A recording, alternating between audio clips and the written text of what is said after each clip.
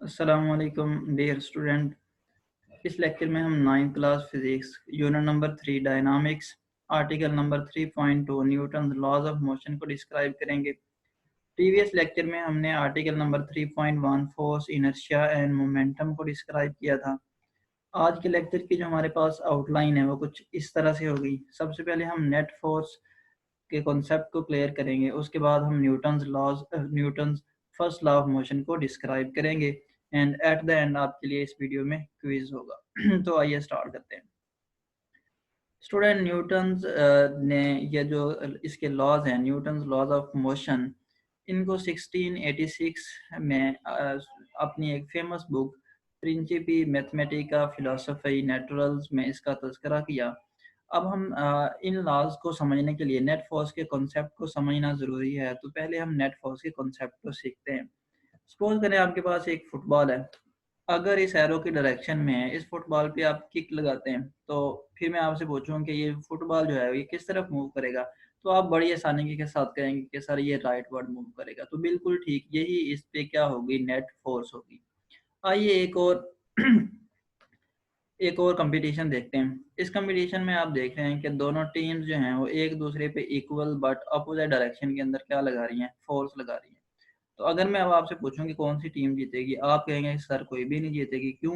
क्योंकि दोनों equal and opposite force लगा रही हैं। दोनों फोर्सेस एक दूसरे को क्या कर देंगी, कैंसिल कर देंगी, और जो नेट फोर्स है हमारे पास वो क्या हो जाएगी, जीरो हो जाएगी। तो यहाँ पे आप देख रहे हैं कि नेट फोर्स जो है वो जीरो है, यानी फोर्स का कोई इफेक्ट नहीं है, और यहाँ पे फोर्स का इफेक्ट है, और फुटबॉल जो है वो राइटवर्ड डायरेक्शन के अंदर मूव कर रहा है। एक और एग्जांपल देखते हैं इसकी। ये बुक कोई टेबल के ऊपर पड़ी हुई है। आपको पता है ज़मीन चीज़ों को अपनी तरफ खींचती है, तो ग्रेविटी क्या करेगी, पुल करेगी डाउनवर्ड, और टेबल जो है वो इस बुक को क्या करेगा, पुश करेगा। इस वजह से जो बुक है वो हमेशा टेबल के ऊपर क्या रहेगी, पड़ी रहेगी। अब इसमें भी देखें दो फोर्सेस हैं, फोर्स ऑफ ग्रेविटी नीचे की तरफ है और जो टेबल का पुश है वो ऊपर की तरफ है। दोनों फोर्सेस एक दूसरे को क्या कर देंगी, कैंसिल कर देंगी, और नेट फोर्स यहाँ पे हमारे पास क्या होगी, जीरो। तो इन एग्जांपल से हमने सीखा कि नेट फोर्स जो है वो क्या होती है, वो रिजल्टेंट होती है, वो सारी फोर्सेस का जो कि किसी भी बॉडी पे एक्ट कर रही होती हैं। तो इसको डिफाइन करते हैं। Net force is the resultant of all the forces acting on a body. यहाँ पे एक ही फोर्स थी और यही नेट फोर्स थी। यहाँ पे दो फोर्सेस थी, लेकिन दोनों ने एक दूसरे को एड अप करके क्या कर दिया, जीरो कर दिया, और सेम केस यहाँ पे है। अब हम बात करते हैं Newton's first law of motion की। ये लॉ सीखने में बहुत ही आसान है, जनरल ऑब्जर्वेशंस हैं जो कि आपने पहले भी की होंगी। अब आप ये टेबल देखें, इस टेबल पे एक बुक पड़ी हुई है, ये आपका क्लॉक है। अब ये देखें, इसकी स्टेट अगर मैं आपसे पूछूं कि इसकी जो स्टेट है वो कौन सी है, तो आप फौरन से कहेंगे कि ये किसके अंदर है सर। आप कहेंगे कि सर ये जो है वो रेस्ट के अंदर है, यानी इनकी स्टेट कौन सी है, स्टेट ऑफ रेस्ट है। अच्छा, अब अगर आप इस पे कोई भी फोर्स नहीं लगाते तो क्या ये खुद ब खुद मूव करेगी ये बुक या ये क्लॉक? तो आप कहेंगे कि नहीं, ये खुद ब खुद मूव नहीं करेगा। इसका मतलब ये है कि अगर कोई बॉडी रेस्ट में हो तो वो किस में रहेगी, रेस्ट में ही रहेगी। तो ये न्यूटन फर्स्ट लॉ का जो फर्स्ट पार्ट है। अब एक और सिनेरियो को डिस्कस करते हैं। अगर ये फुटबॉल है यहाँ पे, और मैं कहूँ कि ये फुटबॉल को आपने किक लगाई और फुटबॉल जो है वो इस डायरेक्शन के अंदर मूव करने लग गया। अब क्या ऐसा होगा कि ये जो फुटबॉल है, अब फुटबॉल किसके अंदर है, मोशन के अंदर है। अब मैं अगर आपसे पूछूं कि क्या ऐसा होगा कि ये जो फुटबॉल है क्या ये हमेशा मूव करता रहेगा, तो आप कहेंगे नहीं सर, ये कुछ डिस्टेंस कवर करने के बाद फुटबॉल क्या करेगा, रुक जाएगा। ऐसा क्यों है? फिर आप इसका आंसर देंगे कि ऐसा इस वजह से है कि जब भी हम किसी बॉडी को मोशन में लेके आते हैं तो एक फोर्स हमें अपोज करती है, अपोजिशन प्रोवाइड करती है। उस फोर्स का क्या नाम है, फ्रिक्शन। के फ्रिक्शन की वजह से ये फुटबॉल किस में आ जाएगा, रेस्ट में आ जाएगा।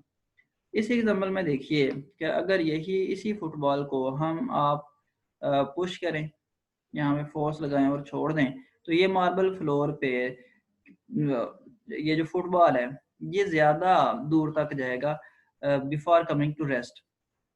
इसकी वजह क्या है? इसकी वजह आप कहेंगे कि सर ये जो सरफेस है ये रफ सरफेस है, यानी इसमें फ्रिक्शन ज्यादा है इस सरफेस के अंदर, और इस सरफेस में फ्रिक्शन क्या है, कम है। इस वजह से जो फुटबॉल है इसने लॉन्गर डिस्टेंस कवर किया, ज्यादा डिस्टेंस कवर किया। अब अगर फ्रिक्शन को बिल्कुल ख़त्म कर दिया जाए, यानी अगर फ्रिक्शन को हम क्या कर दें, ज़ीरो कर दें और इस फुटबॉल को मूव एक दफ़ा करवा के छोड़ दें, यानी मोशन में अगर ये फुटबॉल आ जाए तो फ्रिक्शन ज़ीरो है, तो ये फुटबॉल क्या करेगा, ये हमेशा मूव करता रहेगा। अब देखें इसकी स्टेट क्या थी, रेस्ट, और इसकी स्टेट क्या है, मोशन।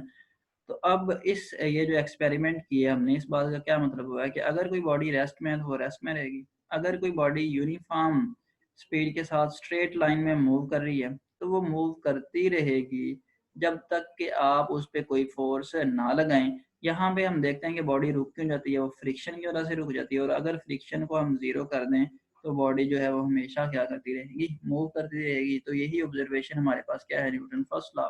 आइए इसको डिफाइन करते हैं। A body continues it's state of rest, ये देखें अगर ये रेस्ट में है तो इसी स्टेट को कंटिन्यू करेगी, यानी इसी में ये रहना चाहेगी।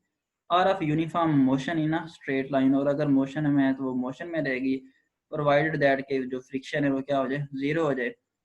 अच्छा, अब यहाँ पे फ्रिक्शन ज़ीरो है, ये हम आइडियल केस कंसीडर करते हैं।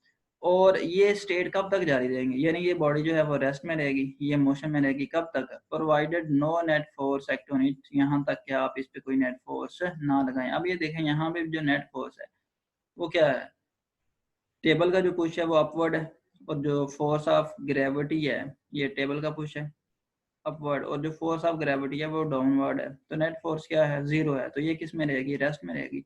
बिल्कुल अगर इसी तरह अगर ये मोशन में है और नेट फोर्स पे ज़ीरो है तो ये किस में रहेगी, मोशन में ही रहेगी। लेकिन इस केस में हम देखते हैं कि जो बॉडी है वो स्टॉप हो जाती है, क्यों, क्योंकि फ्रिक्शन की वजह से। या अगर कोई बॉडी एयर में फ्लाई कर रही है तो वो अर्थ के ग्रेविटेशनल पुल की वजह से किस तरफ आती है, डाउनवर्ड आती है। तो आई होप कि आपने Newton first law of motion को सीख लिया।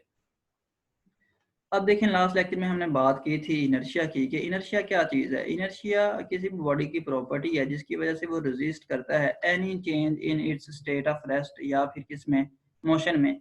तो ये जो न्यूटन का फर्स्ट लॉ है ये भी किसके साथ डील कर रहा है, कि स्टेट ऑफ रेस्ट या फिर मोशन के साथ। और या इन अदर टर्म्स हम क्या कह सकते हैं कि जो न्यूटन का फर्स्ट लॉ है वो किसके साथ डील कर रहा है, inertial property of a body.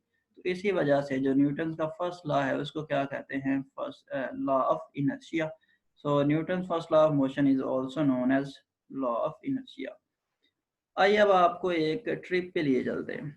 तो आप किसी स्कूल ट्रिप पे गए, तो ऐसा हुआ है कि ड्राइवर ने जो है वो सडन ब्रेक अप्लाई किए, और अगर आपने बस का कोई हैंडल वगैरह नहीं पकड़ा तो आप देखेंगे कि आपकी बॉडी का जो अपर पार्ट है वो, जो अपर पार्ट है उसको आप देखेंगे कि एक आप जर्क फील करेंगे और आप जो है वो आगे की तरफ मूव करेंगे, जबकि बस जो है वो जब स्टॉप करेगी क्विकली।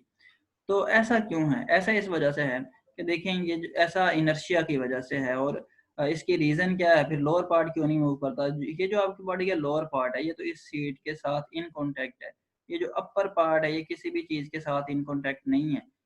अब ब्रेक लगाने से पहले या जो आपकी बॉडी है ये क्या किस में थी जी, ये मोशन में थी।